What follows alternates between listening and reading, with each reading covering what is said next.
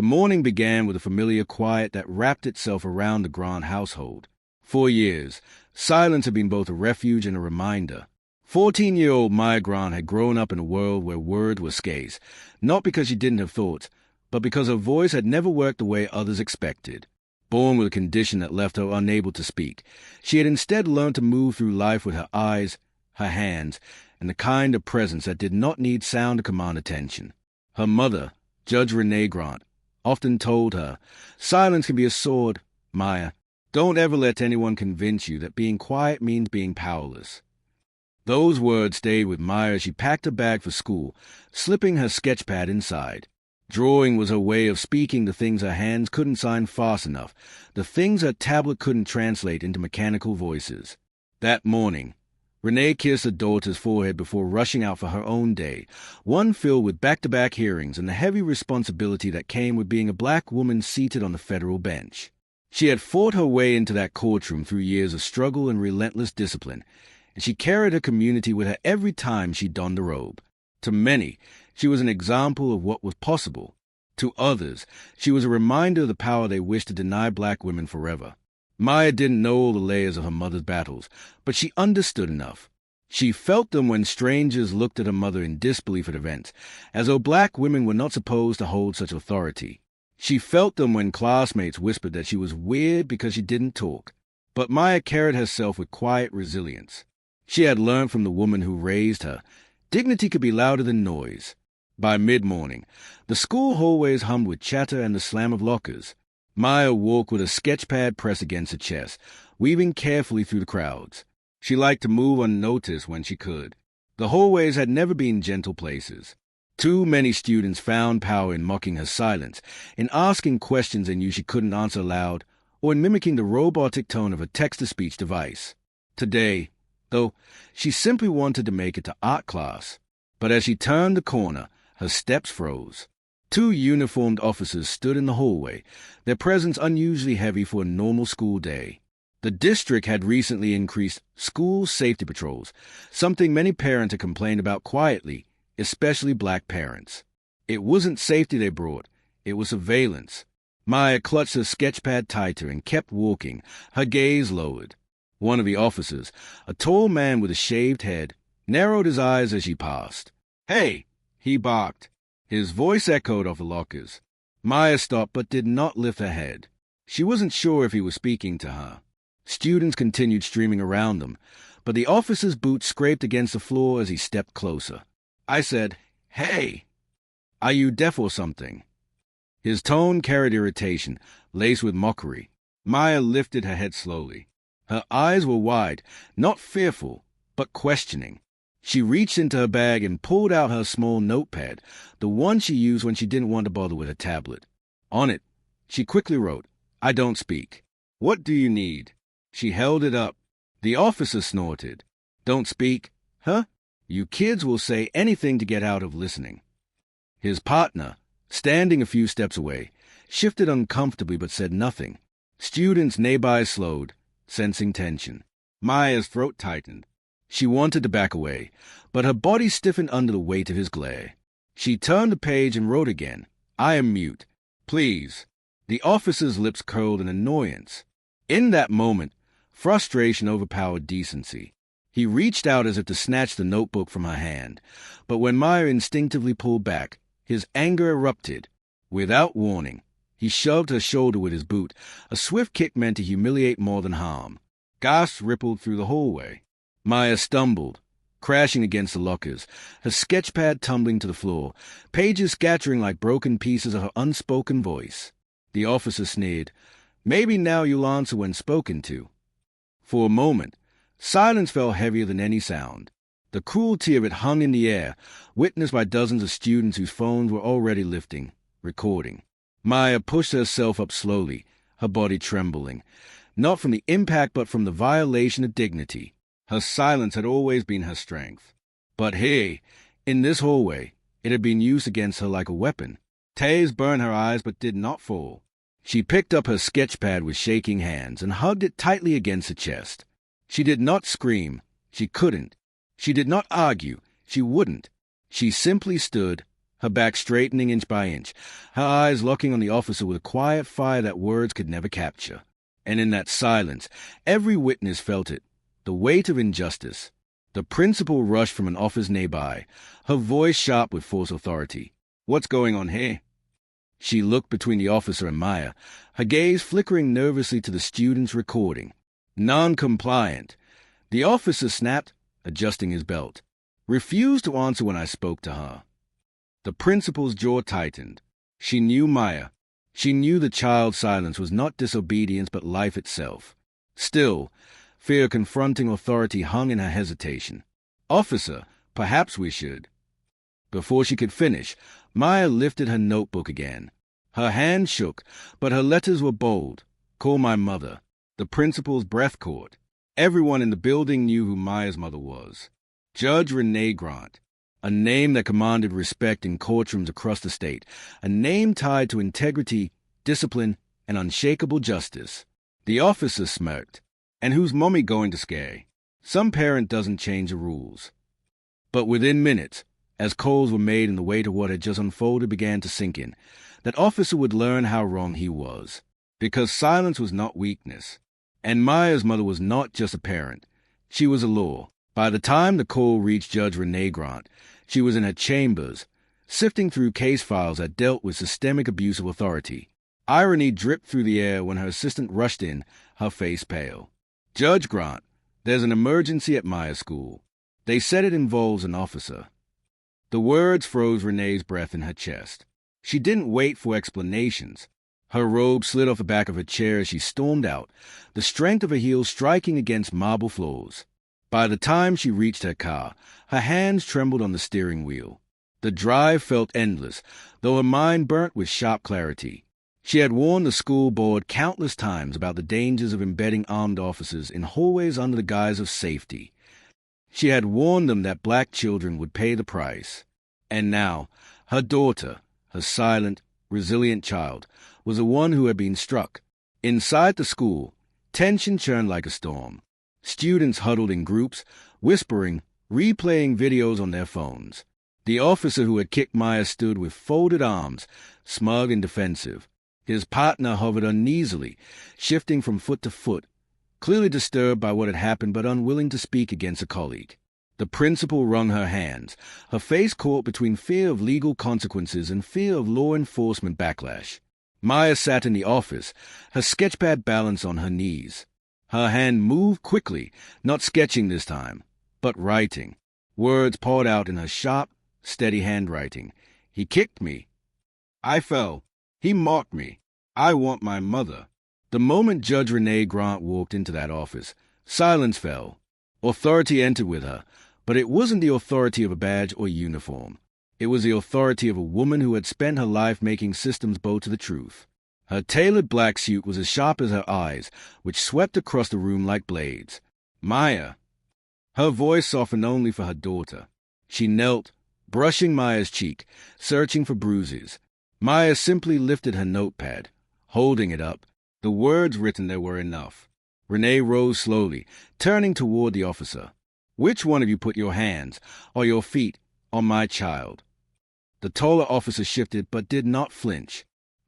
Your daughter was non-compliant. We have rules. She refused to answer me when I spoke. That makes her a threat in these times." Renee's voice dropped lower, calmer, and more dangerous. "Non-compliant? She is mute. She does not speak. Did the school not tell you? Did you not bother to know the students you claim to protect?" The officer scoffed. "She can write. She can gesture. She didn't do it fast enough. I don't have time for games." At that, Maya's hand clutched her mother's sleeve, her eyes wide. She wrote in her notebook again, quickly flipping it around. "I tried. He laughed. Then he kicked me." The air snapped with a sound of truth colliding with arrogance. Renee straightened to her full height, her presence towering even though she was inches shorter than the officer. "You kicked a disabled black child in the middle of a public school hallway, in front of dozens of witnesses. You mocked her condition. You reduced her dignity to a punchline." Her words cut like glass. "And you dare stand here and call it compliance?" The officer's jaw set.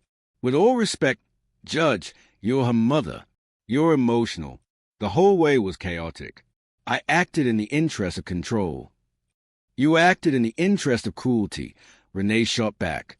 Her eyes flickered to the principal. And you allowed this. The principal stammered. I didn't see it happen. Students came running. Phones were out. Phones were out because children understand injustice faster than adults who are supposed to protect them, Renee interrupted, her tone sharp enough to cut through excuses. Students had begun to gather outside the office, their phones still in hand, their eyes wide. They could hear the raised voices. Some whispered, "That's Maya's mom. She's a judge." Others pressed closer, emboldened by the presence of truth. The officer shifted, sensing the atmosphere tilt against him. "You're blowing this out of proportion." It was a nudge, not a kick. But Maya, silent and steady, wrote again and held a notebook high for everyone in the office to see. It was a kick. I fell. Everyone saw. Her small hand shook, but her words were undeniable. Several students outside the door murmured, "We saw it too. We have the video." The hum of voices rose, spreading like fire. Renee turned toward the crowd. "If you recorded what happened, preserve it. Do not delete it. The truth belongs to all of you." The officer's face flushed, anger flashing in his eyes. "You can't take control of the situation just because you wear a robe in a courtroom." Renee's lips curved into the faintest, coldest smile. "No, officer, I take control of the situation because you violated the law, and as of this moment, your badge does not protect you." Her phone was already in her hand. With practiced precision, she dialed the chief of police, her voice crisp and unwavering as she spoke into the receiver. "This is Federal Judge Renee Grant. I am at Roosevelt Middle School. One of your officers assaulted my daughter, a mute black child, in front of witnesses and cameras. I am ordering his immediate removal and arrest for assault under color of authority. Send internal affairs. Send your supervisors. Now." The room froze. Even the second officer stepped back, his face paling. The principal's knees nearly buckled under the weight of what was unfolding. Maya clutched her sketchpad tighter. For years, she had lived with the weight of silence, the way it made others underestimate her, dismiss her, mock her. But in this moment, her silence became the center of undeniable truth. Her mother's voice carried the fury she could not speak, but her own steady hand had written a testimony that no one could erase. As sirens wailed in the distance, drawing closer, the officer who had struck her tried to mask his fear with defiance. "This is a mistake. I did my job." Renee's gaze was steel. "Your job was to protect children. Instead, you harmed one. The mistake was thinking there would be no consequences." The hum of student voices outside swelled louder, no longer whispers but chants. "We saw it. We saw it." Their voices filled the hallways, echoing, amplifying what Maya herself could not say aloud. And as the sound of approaching law enforcement grew louder, Maya lifted her sketchpad once more, writing 3 words that she showed first to her mother, then to the crowd outside. "I have power." Her hand trembled as she held it high, but her eyes burnt with an unbroken light.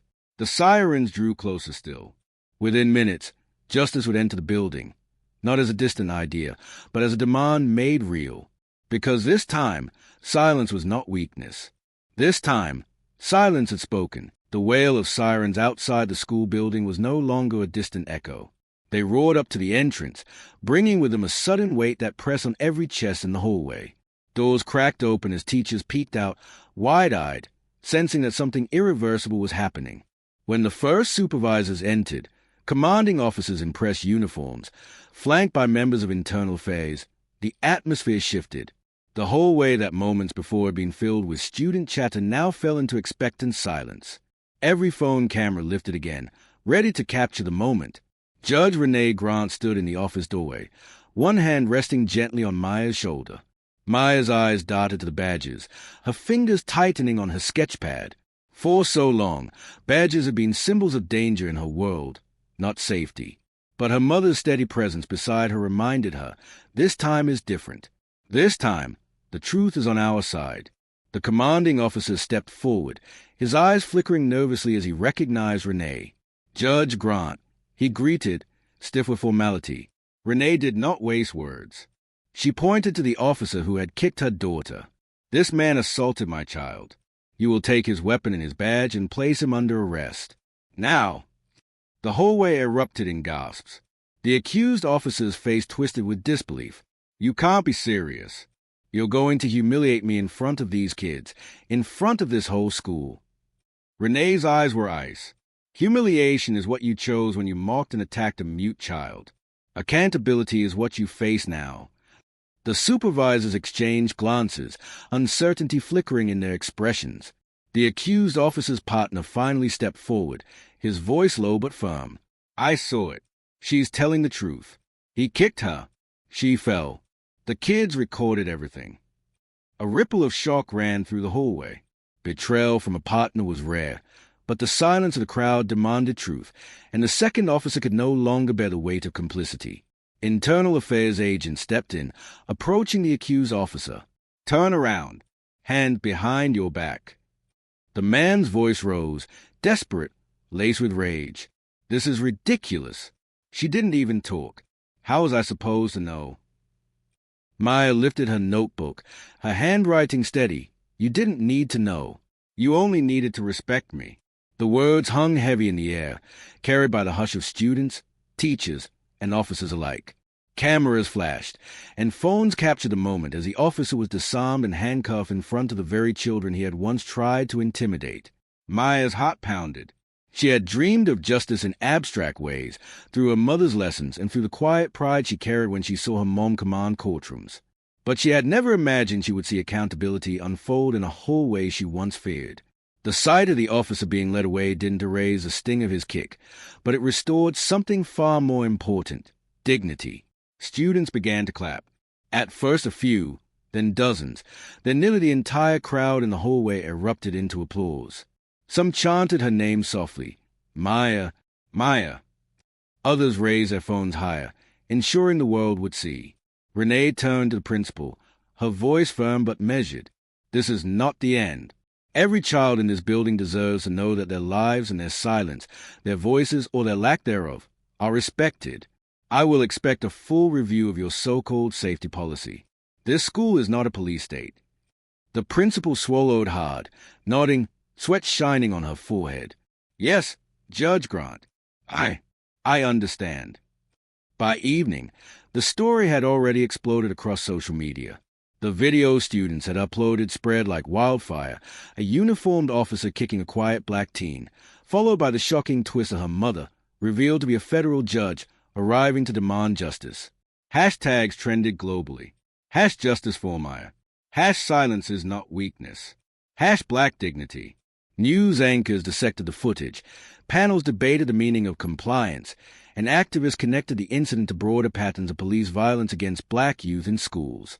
At home, Maya sat curled on the couch, her sketchpad balanced on her knees once again. This time, she wasn't sketching or recording the cruelty of the day. She was drawing herself, standing tall, notebook in hand, surrounded by students chanting her name.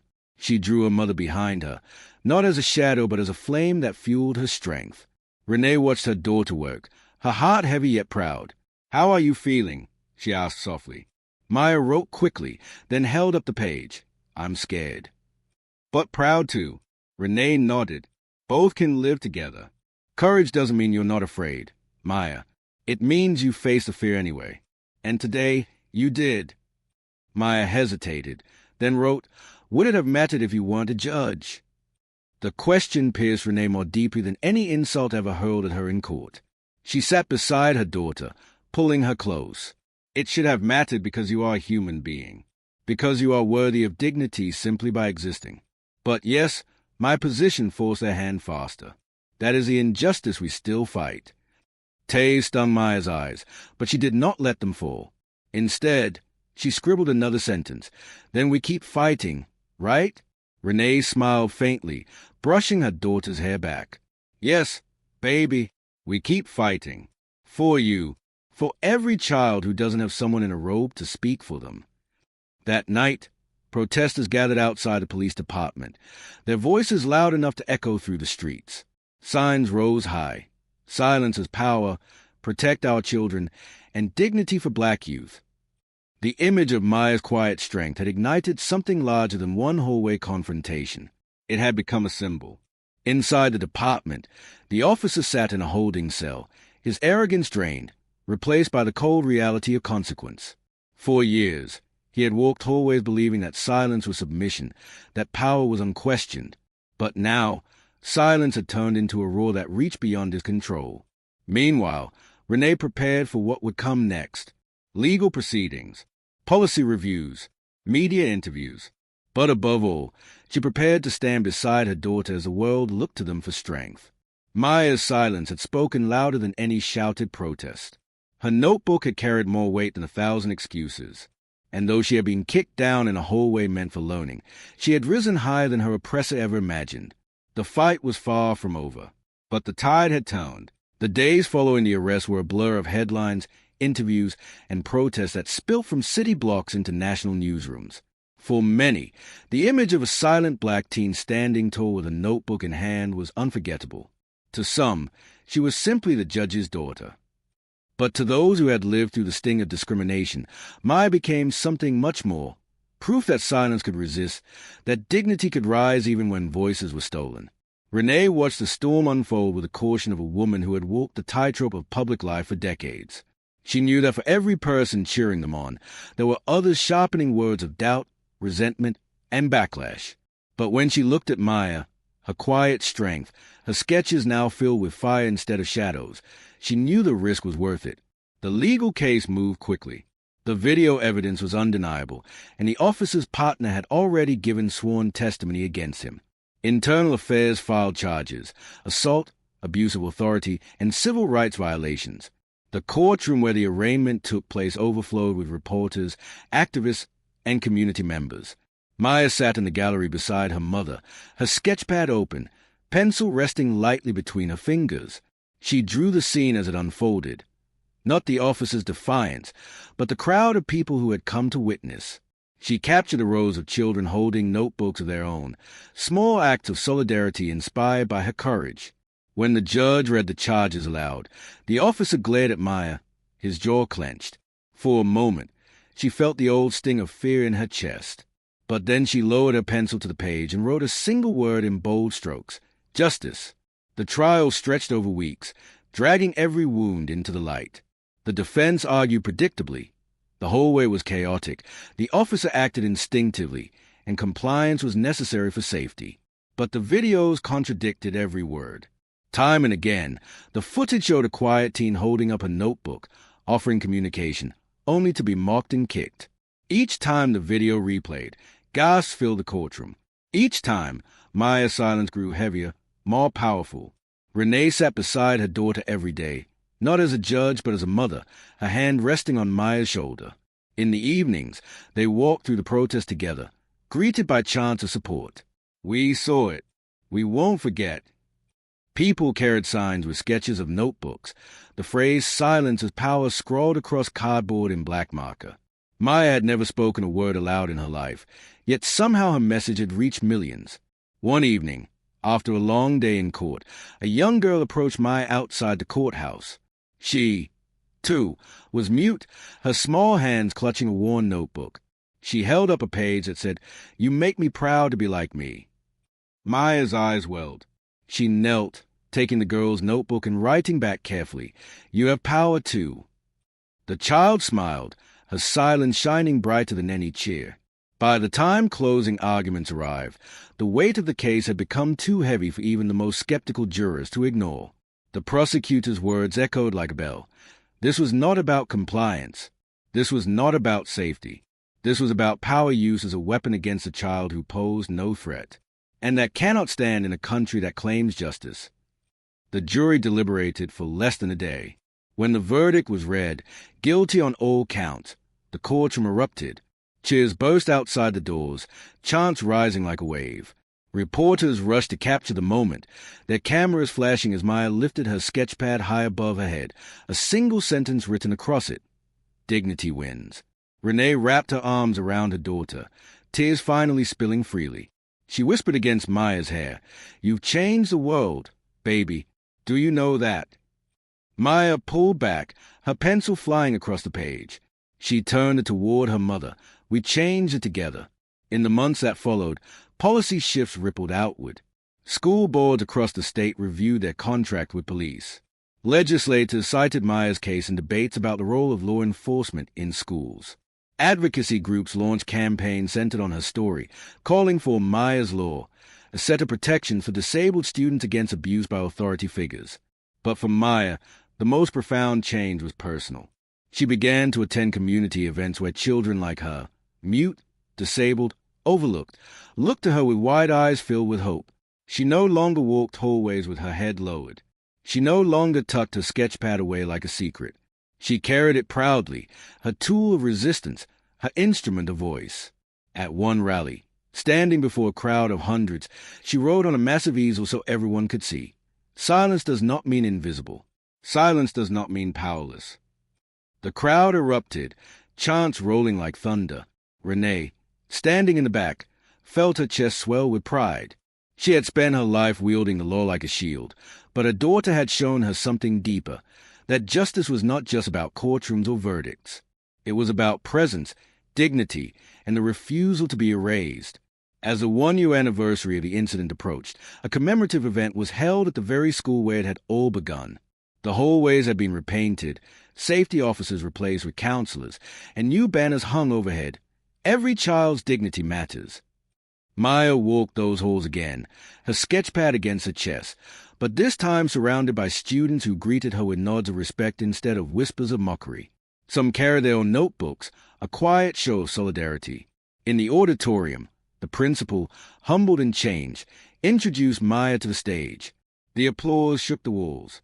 Maya stood in front of the microphone, not to speak, but to write. On a large screen behind her, her words appeared as she scrolled them. I was silent when I was kicked down.